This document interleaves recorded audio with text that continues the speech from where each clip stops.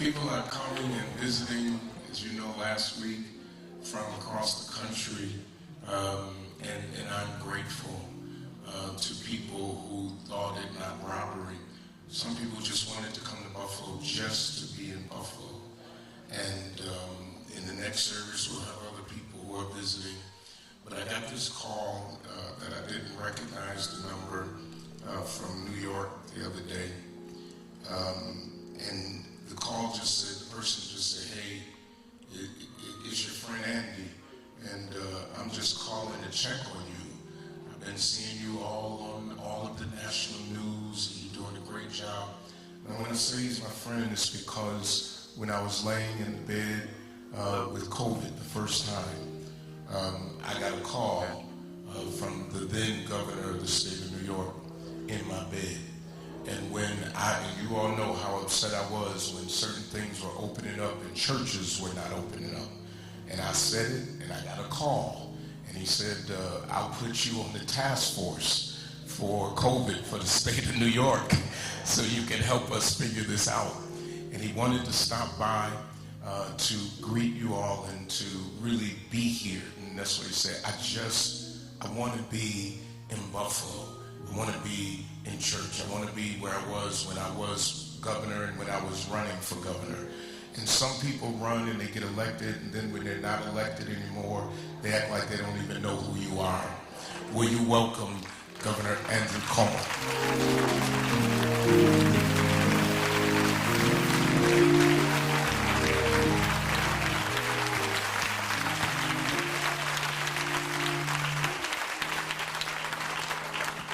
Thank you all. Good morning. God is good. God is good. No, God is good. And God is good. Even in the dark times, God is good. And God is good today. I want to thank you to Bishop Pridgeon, my friend. I want to thank you to Lady Monique Pridgeon. The only thing more beautiful than her voice is her character. Let's give her a round of applause. And it's my pleasure to join with all of you today. Bishop and Lady Pridgeon, let me thank you. Let me thank you for your stewardship. Let me thank you for your courage. Let me thank you for your support. Let me thank you for your strength and your guidance. We all applaud you, sir. Your leadership has been extraordinary. God bless you. And God bless that we had you. I am sickened by what happened here in Buffalo. I don't know any other word. It was so shocking. It was so sad. It was so disgusting what happened here in Buffalo. My condolences to the families of the deceased and the wounded. And my condolences to every black family in Buffalo, because every black family was attacked and every black family is a victim. What happened couldn't be any more ugly, because there was no provocation of any kind. Nobody did anything wrong. People are dead just because of the color of their skin. And that's not supposed to happen in this country, America. It couldn't be more ugly. Tops grocery store, an oasis in a food desert in a community that was already suffering.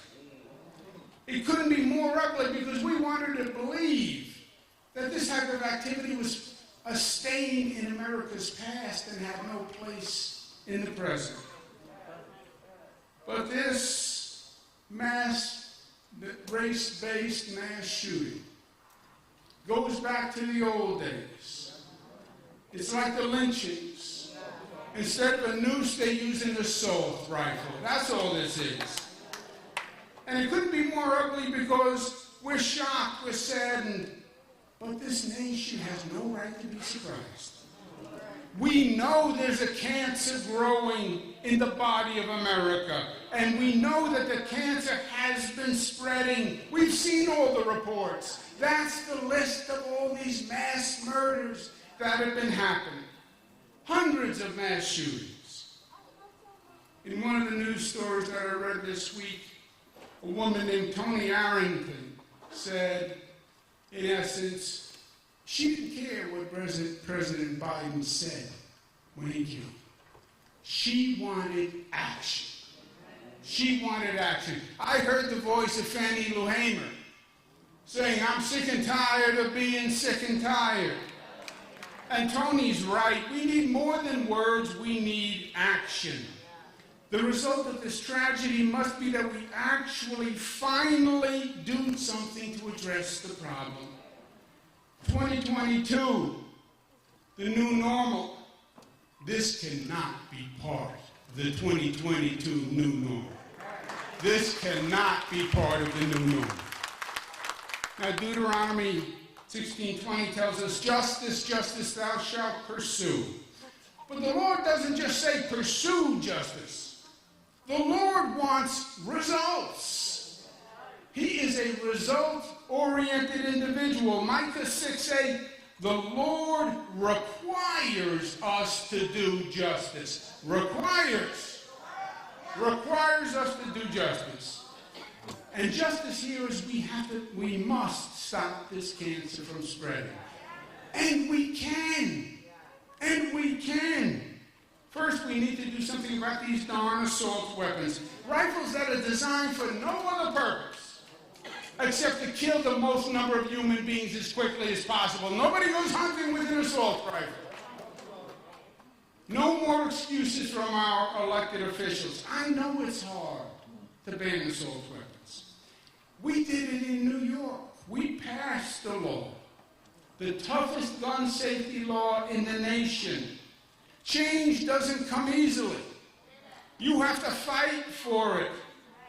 We faced opposition here in New York from Republicans. We even faced opposition from Democrats in New York. We paid the political price. I have the scars to prove it, but you know what? We got it done, and now it's time for the federal government to get it done. State laws aren't enough. Even our state law isn't enough. This madman bought a gun in New York, went to Pennsylvania to buy the illegal magazine.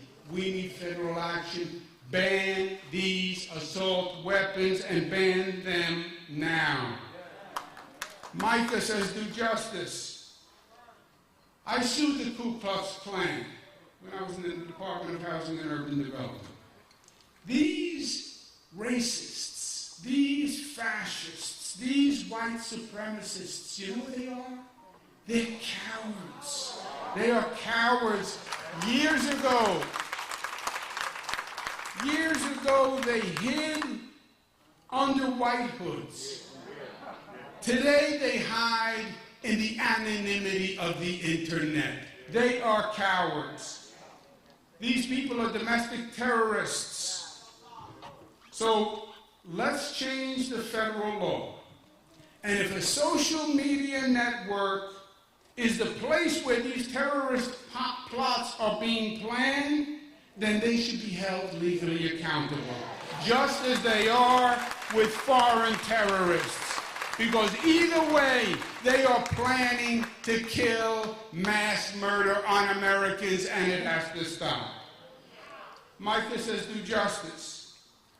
Politics today is toxic. It's toxic. It is ugly. But the worst, the most extremist politicians are the politicians who are fanning the flames of hate. They are purposely fomenting hate groups by saying blacks and Latinos and immigrants are here to replace the whites. That's what they're saying. And an elected official who supports these groups is no better than a modern-day Bull Connor. They are not public officials. They violated their oath. They are co-conspirators as far as I'm concerned, and they are no longer public officials. They should be censured by the United States Congress once and for all because they have no right to represent this nation. We know what to do. We just have to do it. We have to have the political courage to do it. We have to stand up. And look, you're not going to make everybody happy.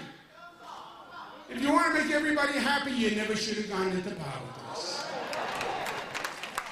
You go into politics because you want to make change. You want to make progress. You want to help people. And now is the moment to do it.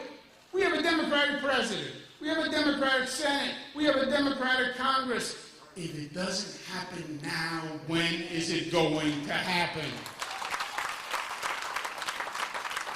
And too many people have died for these politicians to say, well, we tried. That is not going to cut it. We don't elect people to try, we elect people to do. Stop making excuses and start making progress. Let this Buffalo tragedy be the moment that the nation says enough is enough. And my last point is this. I was speaking to a black woman from Buffalo this week. And she said to me, Andrew, what do I say to my children? What do I say when they know that black people were killed with white people? And what do I say so the children don't get angry or afraid or bitter? I had no good answer, to tell you the truth. And I thought about it all week. And this is what I think. We tell our children, there are evil, scared people in the world. They are threatened by people with a different color skin or a different religion or who come from a different place. But where the weak are fearful and they see differences, the strong see commonalities. The strong judge by content of character and not color of skin. The strong lock arms together and get stronger, and Buffalo is a city of the strong. We tell our children our enemies bring hate and we bring love. So tell your children that I am here to tell you today, I love you. I love you. And I'm here to tell you today that people all across this great state, every religion, every creed, they love you. And we can take that love, and it can help us heal, and it can empower us to fight the fight that we need to fight to make this a moment of change, so that the Tops Massacre is not just another on the list, but it is the last one on the list. And our brothers and sisters did not die in vain. Thank you, and God bless you.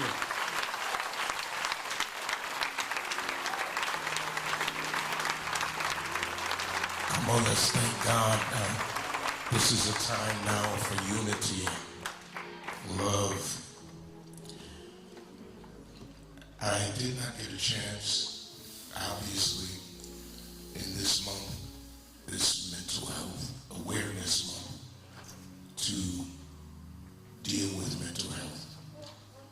So I'm going to take it not only this week, but a few more weeks, because in the last time Bishop was here, I was dealing with mental health awareness in the church.